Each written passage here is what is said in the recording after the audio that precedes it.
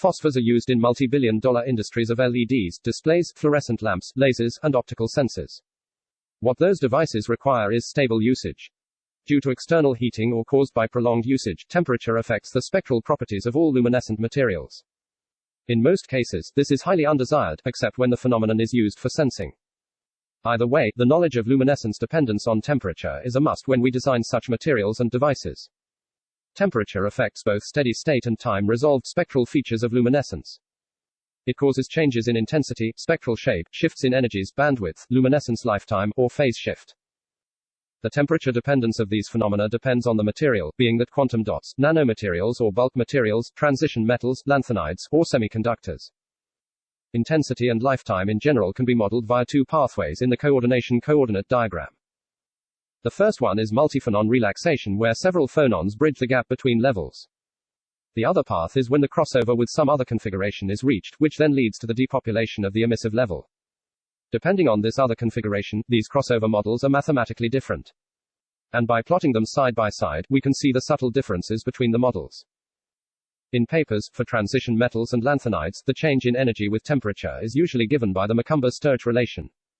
As this relation is very complex, multiple approximations were introduced over the years.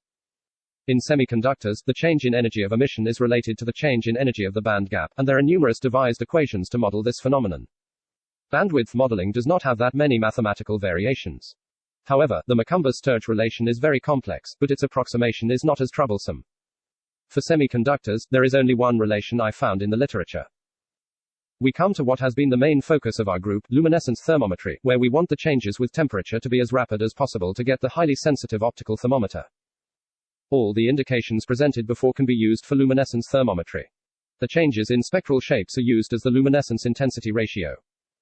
Bandwidth and bandshift are directly given by the equations shown before. If the excitation signal is periodic, then we can observe the phase shift of the emission, which depends on the temperature.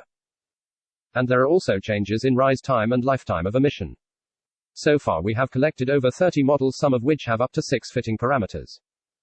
The selection of the proper model is difficult enough, and fitting the procedure with physically valid parameters is even worse. Let's say that we have selected an appropriate model based on the phenomena and material. How we usually fit nowadays is via some application. Out of the generic programs, I would select MATLAB and Wolfram Mathematica. Both are very powerful and incorporate their programming language. This is a problem, they are so versatile that fitting in them is not as easy, and there is some degree of knowledge that is required, not only the high price for the software itself. What we usually use in the lab is Origin. It's also not free, and it is excellent for fitting. But if the function you need is not listed, then it must be added to its library. Furthermore, it does not allow for interactive adjustment of fitting parameters. Let's see how it goes.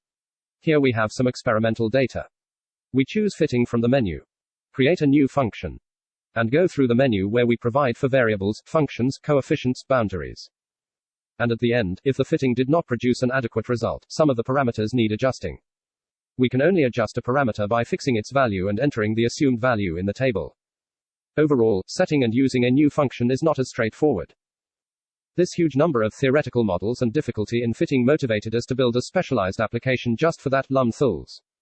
It is very simple to use. On the right, we select the appearance of the plot, and on the left, we choose one of the theoretical models that we assume will fit the data. So let's test one. I will choose the MOT site's lifetime where the radiative component has temperature dependence. Choose the experimental data. And we can see how it has immediately fitted this with high quality. We can adjust the parameters or just investigate interactively how they influence the curve. We can fix any parameter and repeat fitting. And what we provided is to export the data. This gives us all the graphs you see in high resolution, in the format and resolution required by journals. Let's review what we saw. Firstly, there is a launcher application that allows us to set the style of the plots and select a theoretical model for fitting. After we select experimental data, we get to the main window where we have a fit to the data, interactive controls, and the option to export the images. For luminescence thermometry purposes, there are also graphs of sensitivities and temperature resolution.